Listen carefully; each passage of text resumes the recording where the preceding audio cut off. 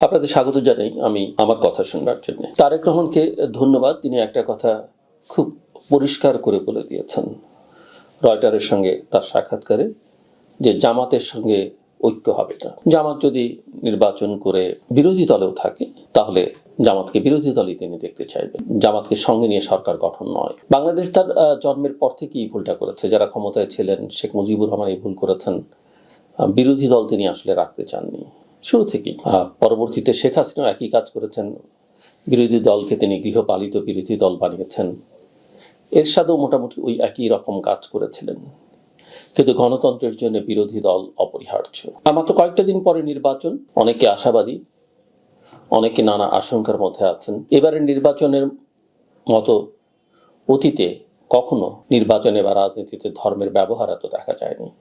কথা ঠিক যে বিভিন্ন সময়ে একদম শুরু থেকে বলা যেতে পারে বাংলাদেশের রাজনীতিতে ধর্মের ব্যবহার ছিল, কিন্তু এবারকার মতো এত খোলামেলা, কখনো কখনো অশ্লীল, কখনো কখনো ধর্মের পরিপন্থী ব্যবহার ধর্ম নিয়ে অতীতে কখনো দেখা যায়নি। বেহেস্তের টিকিট, নানাভাবে ধর্মের নামে মানুষকে বিভ্রান্ত করবার চেষ্টা কোনো বিশেষ করে একটি ধর্মভিত্তিক রাজনৈতিক দল করে চলেছে। আমরা মাঝে মধ্যে দেখছি, এমনকি এটাও আমরা দেখলাম যেদিন বিএনপির পক্ষ থেকে তার ইশতেহার ঘোষণা করা হবে, ঢাকা শহরে এবং শহরের বাইরে কোথাও কোথাও একটা অস্থিরতা তৈরি করবার চেষ্টা। তার মধ্যে পেশাজীবীরা আছেন, তার মধ্যে সামাজিক সংগঠন আছেন, নানাভাবে উত্তেজনা তৈরি করবার একটা চেষ্টা করে দেখেছি আমরা। আইন শৃঙ্খলা রক্ষাকারী বাহিনীর সঙ্গে এক ধরনের ছোটখাটো ব্যাটেল আমরা দেখি। কিন্তু সবচেয়ে বড় আশঙ্কার যেটা, এই যে রাজনীতিতে ধর্মের ব্যবহার, বেহেশতের টিকেটের কথা, এই যে টাকা যেভাবে এবার উঠছে নির্বাচনে,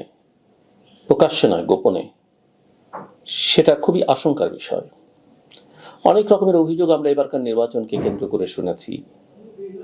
পোস্টাল ব্যালট নিয়ে যে কেলেঙ্কারি হয়েছে, আমরা দেখেছি যে বিএনপির পক্ষ থেকে অভিযোগ করা হয়েছে প্রচুর ভোটার ট্রান্সফার করা হয়েছে এক কেন্দ্র থেকে আরেক কেন্দ্রে, এক কনস্টিটিউয়েন্সিতে আরেক কনস্টিটিউয়েন্সিতে। একটি বিশেষ দল বিশেষভাবে অস্বাভাবিকভাবে এই কাজটা করেছে, তাদের বিশেষ বিশেষ কনস্টিটিউয়েন্সিগুলোতে তাদের বিজয়কে নিশ্চিত করবার জন্য। আমরা দেখলাম কোথাও ক্রিকেটের স্ট্যাম্প কোনো ভোট কেন্দ্রে জমা করা হচ্ছে। আমরা দেখছি যে ভোটের জন্য যে সিল সেটি বানানো হচ্ছে, এবং যখন তারা গ্রেপ্তার হয়েছেন তারা বলেই দিয়েছেন যে একটি দলের নেতার নির্দেশে তারা এই কাজটা করছেন। এবং সবচাইতে বড় কথা যে এবারের নির্বাচনটিকে খুবই সুকৌশলে, খুবই স্মার্টলি একটা ইঞ্জিনিয়ারিং করে ফলাফলটাকে পর্দার অন্তরাল থেকে নিয়ন্ত্রণ করবার চেষ্টা হচ্ছে। এবং এই চেষ্টার সঙ্গে যুক্ত হয়ে আছেন প্রশাসনের বেশ কিছু কর্মকর্তা, আইন শৃঙ্খলা রক্ষাকারী বাহিনীর বেশ কিছু কর্মকর্তা। এবং গত 17 মাসে বা 16 মাসে সরকারের মধ্যে একটি প্রভাবশালী অংশ, আরও বিশেষভাবে বললে যে 3 জন ছাত্র প্রতিনিধি সরকার থেকে পদত্যাগ করেছেন নির্বাচন করবার জন্য বা রাজনীতি করবার জন্য, তাদের মধ্যে 2 জন অন্তত এই পুরো প্রক্রিয়াটিকে সাজিয়েছেন। কারা ডিসি, কারা এসপি হবেন। যদিও দেশের বড় রাজনৈতিক দলটি পারসেপশন অনুযায়ী বিএনপি অনেক ক্ষেত্রে মনে করে যে অনেক জায়গায় তাদের লোক আছে, ব্যক্তিগত পর্যায়ে কথাবার্তা বোঝা যায়, কিন্তু যে জামাত বা শিবির আওয়ামী লীগের মধ্যে ঢুকে থাকতে পারে, আর বিএনপির সঙ্গে তো তাদের সখ্যতা দীর্ঘকালের, তারা একজোট করেছেন, সেই বিএনপির মধ্যে যে জামাত অনুসারীরা নেই, এটা তারা কিভাবে নিশ্চিত হন আমার বোধের মধ্যে আসে না। একটি রিপোর্ট আমি শুনছিলাম কিছুদিন আগে, বোধহয় এর আগেও একবার বলেছি, যে এখন শতকরা 80% ডিসি হচ্ছে জামাত সমর্থক, শতকরা 66% এসপি হচ্ছে জামাত সমর্থক। সোশ্যাল মিডিয়াতে যে অ্যাকাউন্টস এখন অ্যাক্টিভ পলিটিক্সে, তার 46% হচ্ছে বট, আর এই বট নিয়ন্ত্রণ করে জামাত ইসলামী। জামাতের রাজনীতি নিয়ে আমার কিছু বলবার নেই, তার গণতান্ত্রিক অধিকার আছে, সে তার রাজনীতি করবে, তার যেমন অধিকার আছে তার রাজনীতির বিরোধিতা করার অধিকার আছে। কিন্তু অফকোর্স কথা বলতেই হবে যে 1971 সালে তার যে ভূমিকা, সেটা বাংলাদেশের জনগণের কাছে অ্যাকসেপ্টেবল নয়, এবং তার জন্য সে কখনো প্রকাশ্যে ক্ষমা চায়নি। যেমন আওয়ামী লীগ ক্ষমা চায়নি তার এখনো পর্যন্ত 24 অপরাধের জন্য। আগে পরের অপরাধ আমরা বাদ দিলাম, 36 দিনের অপরাধের জন্য। স্বাধীনোত্তর বাংলাদেশে গণতান্ত্রিক সংগ্রামে আমরা যেমন জামাতকে দেখেছি, গণতন্ত্রকে পেছন থেকে ছুরি চালাবার ক্ষেত্রে তাদের একটা ভূমিকা আমরা দেখেছি। আমি এর আগে উদাহরণ দিয়েছি কিভাবে তারা 86 নির্বাচনে গেল, কিভাবে তারা বড় বড় রাজনৈতিক দলগুলোকে বিভিন্ন সময় ভুল সিদ্ধান্ত নিতে বাধ্য করেছে। ভুল সিদ্ধান্ত তারাও সবসময় ইতিহাসে বাঁকে বাঁকে নিয়েছে, কিন্তু ঝামেলা যা করবার সেটা তো করেই ফেলা যায় বা করেই ফেলা হয়েছে। আমরা যারা 80-র দশক 90-এর দশকে ছাত্র রাজনীতি করেছেন তারা জানেন বিভিন্ন বিশ্ববিদ্যালয়ে জামাত সমর্থকদের ভূমিকা কি ছিল শিবিরে। এখনো বহু ছাত্রলীগ বলি, ছাত্রদল বলি, তাদের অত্যাচারের ঘা বয়ে বেড়াচ্ছে, অনেককে জীবন দিতে হয়েছে। তাদের রক্কাটের ইতিহাস তো সর্বজন বিথিত ছিল, আমরা সবাই। কিন্তু সবচেয়ে বড় কথা, তারা এবার একটা অনুকূল পরিবেশ পেয়েছে। এই অনুকূল পরিবেশ তারা কখনো পায়নি। এবং সবচেয়ে বড় কথা, তাদের নিয়ে যে কথা না বললেই নয়, যে তারা স্বার্থের জন্য তার আদর্শ বদলে ফেলতে পারে, তার কথা বদলে ফেলতে পারে, তার আচরণ বদলে ফেলতে পারে। আমরা বিভিন্ন বিশ্ববিদ্যালয়ের ইলেকশন চলাকালীন সময় সেটা আমরা দেখেছি, এবং পরবর্তীতে জাতীয় রাজনীতিতে আমরা সেটা দেখলাম। অনুকূল পরিবেশের কথা যেটা বলছিলাম সেটা কি, সেটা হচ্ছে সরকারটা তাদেরকে সমর্থন করে। এই সরকার, অনেকে হয়তো অবাক হবেন যে প্রফেসর মোহাম্মদ ইউনূসের মতো লিবারেল ডেমোক্রেট তিনি কিভাবে সমর্থন করেন। সমর্থন ঘোষণা দিয়ে করতে হয় না, তার জন্য অনুকূল পরিবেশ তৈরি করা, তাকে গুরুত্ব দেয়া, মাথায় তুলে রাখা, তা থেকেই বোঝা যায়। এবং জামাত যাদের সঙ্গে অ্যালায়েন্স করেছে, তার অ্যালাইজরা, তার মধ্যে একটি দলকে তো বলা যেতে পারে একবারে সরকারই তৈরি করে দিয়েছে। এবং শুধু তাই নয়, আন্তর্জাতিক মহলও যে কোনো কারণেই হোক তাদের পক্ষে। ইয়েস, বাংলাদেশের মানুষের এবং অফকোর্স আমাদের ডেভেলপমেন্ট পার্টনারদের বড় দুটো রাজনৈতিক দল সম্পর্কে হতাশা আছে, যে তারা অনেক কিছু করতে পারতেন, তারা করেননি। কথা ঠিক, বিএনপি অনেক কিছু করতে পারত, করেনি অতীতে। তাদেরও দুর্বলতা ছিল, সীমাবদ্ধতা ছিল। আমি বলবো অনেক অন্যায্য কাজও তারা করেছে, অনেক অন্যায় তারা করেছে। কিন্তু ইতিহাসের প্রতিটা মুহূর্তে, এক একটা মুহূর্তে এক একজনের গুরুত্ব এক এক রকম। আজকের যে রাজনৈতিক বাস্তবতা, যেই বাস্তবতার মধ্যে আওয়ামী লীগের মতো একটা বড় রাজনৈতিক দল অনুপস্থিত, সেই বাস্তবতায় মানুষের সামনে অপশন যখন বিএনপি আর জামাত, তখন বিভাজনটি স্পষ্ট। মানুষের পক্ষে সিদ্ধান্ত নেওয়াটা মোটামুটি সহজ।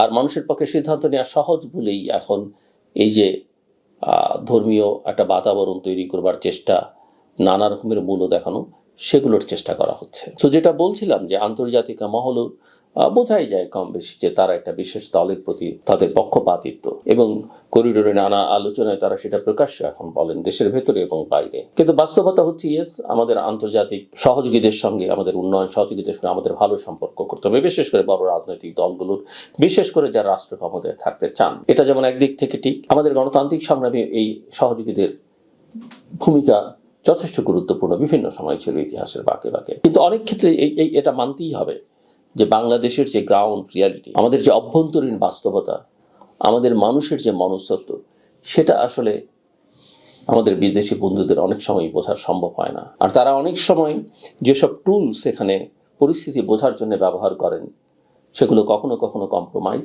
কখনো কখনো সেই টুলসগুলো আসলে বাংলাদেশি যে মনস্তত্ব, বাংলাদেশি যে কালচার, তার ভেতরে ঢুকে পড়ে, এবং সেখান থেকে আসলে প্রকৃত চিত্রটা বের করে আনা সম্ভব হয় না। সব মিলিয়ে সামনের দিনগুলো খুব কঠিন।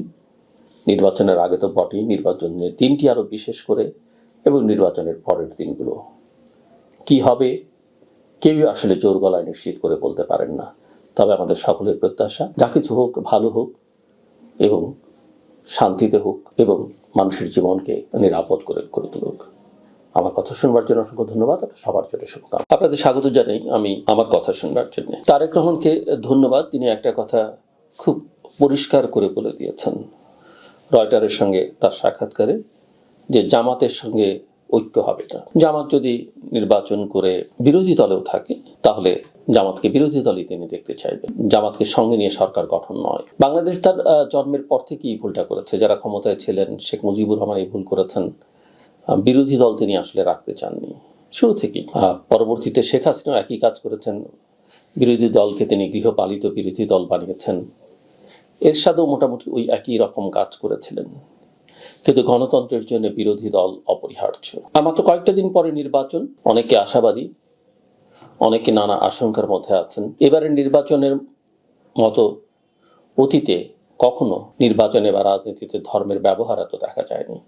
এ কথা ঠিক যে বিভিন্ন সময়ে, একদম শুরু থেকে বলা যেতে পারে, বাংলাদেশের রাজনীতিতে ধর্মের ব্যবহার ছিল। কিন্তু এবারকার মতো এত খোলামেলা, কখনো কখনো অশ্লীল, কখনো কখনো ধর্মের পরিপন্থী ব্যবহার ধর্ম নিয়ে অতীতে কখনো দেখা যায়নি। বেহেস্তের টিকিট নানাভাবে ধর্মের নামে মানুষকে বিভ্রান্ত করবার চেষ্টা কোনো বিশেষ করে একটি ধর্মভিত্তিক রাজনৈতিক দল করে চলেছে। আমরা মাঝে মধ্যে দেখছি, এমনকি এটাও আমরা দেখলাম যেদিন বিএনপির পক্ষ থেকে তার ইশতেহার ঘোষণা করা হবে, ঢাকা শহরে এবং শহরের বাইরে কোথাও কোথাও একটা অস্থিরতা তৈরি করবার চেষ্টা। তার মধ্যে পেশাজীবীরা আছেন, তার মধ্যে সামাজিক সংগঠন আছেন, নানাভাবে উত্তেজনা তৈরি করবার একটা চেষ্টা করে দেখেছি আমরা। আইন শৃঙ্খলা রক্ষাকারী বাহিনীর সঙ্গে এক ধরনের ছোটখাটো ব্যাটেল আমরা দেখি। কিন্তু সবচেয়ে বড় আশঙ্কার যেটা, এই যে রাজনীতিতে ধর্মের ব্যবহার, বেহেশতের টিকেটের কথা, এই যে টাকা যেভাবে এবার উঠছে নির্বাচনে,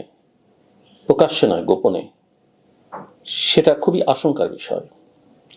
অনেক রকমের অভিযোগ আমরা এবারকার নির্বাচনকে কেন্দ্র করে শুনেছি।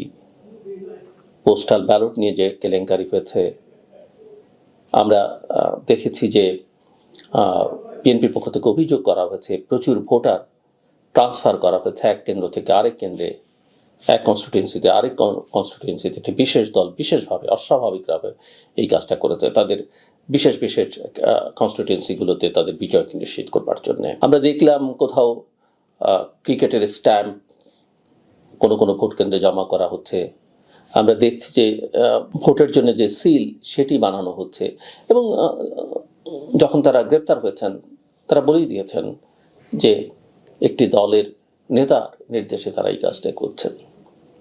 এবং সবচাইতে বড় কথা যে এবারের নির্বাচনটিকে খুবই সুকৌশলে, খুবই স্মার্টলি একটা ইঞ্জিনিয়ারিং করে ফলাফলটাকে পর্দার অন্তরাল থেকে নিয়ন্ত্রণ করবার চেষ্টা হচ্ছে। এবং এই চেষ্টার সঙ্গে যুক্ত হয়ে আছেন প্রশাসনের বেশ কিছু কর্মকর্তা, আইন শৃঙ্খলা রক্ষাকারী বাহিনীর বেশ কিছু কর্মকর্তা। এবং গত 17 মাসে বা 16 মাসে সরকারের মধ্যে একটি প্রভাবশালী অংশ, আরও বিশেষভাবে বললে যে 3 জন ছাত্র প্রতিনিধি সরকার থেকে পদত্যাগ করেছেন নির্বাচন করবার জন্য বা রাজনীতি করবার জন্য, তাদের মধ্যে 2 জন অন্তত এই পুরো প্রক্রিয়াটিকে সাজিয়েছেন। কারা ডিসি, কারা এসপি হবেন। যদিও দেশের বড় রাজনৈতিক দলটি পারসেপশন অনুযায়ী বিএনপি অনেক ক্ষেত্রে মনে করে যে অনেক জায়গায় তাদের লোক আছে, ব্যক্তিগত পর্যায়ে কথাবার্তায় বোঝা যায়। কিন্তু যে জামাত বা শিবির আওয়ামী লীগের মধ্যে ঢুকে থাকতে পারে, আর বিএনপির সঙ্গে তো তাদের সখ্যতা দীর্ঘকালের, তারা একজোট করেছেন, সেই বিএনপির মধ্যে যে জামাত অনুসারীরা নেই, এটা তারা কিভাবে নিশ্চিত হন আমার বোধের মধ্যে আসে না। একটি রিপোর্ট আমি শুনছিলাম কিছুদিন আগে, বোধহয় এর আগেও একবার বলেছি, যে এখন শতকরা 80% ডিসি হচ্ছে জামাত সমর্থক, শতকরা 66% এসপি হচ্ছে জামাত সমর্থক। সোশ্যাল মিডিয়াতে যে অ্যাকাউন্টস এখন অ্যাক্টিভ পলিটিক্সে, তার 46% হচ্ছে বট, আর এই বট নিয়ন্ত্রণ করে জামাত ইসলাম। জামাতের রাজনীতি নিয়ে আমার কিছু বলবার নেই, তার গণতান্ত্রিক অধিকার আছে, সে তার রাজনীতি করবে, তার যেমন অধিকার আছে তার রাজনীতির বিরোধিতা করার অধিকার আছে। কিন্তু অফকোর্স এ কথা বলতেই হবে যে 1971 সালে তার যে ভূমিকা, সেটা বাংলাদেশের জনগণ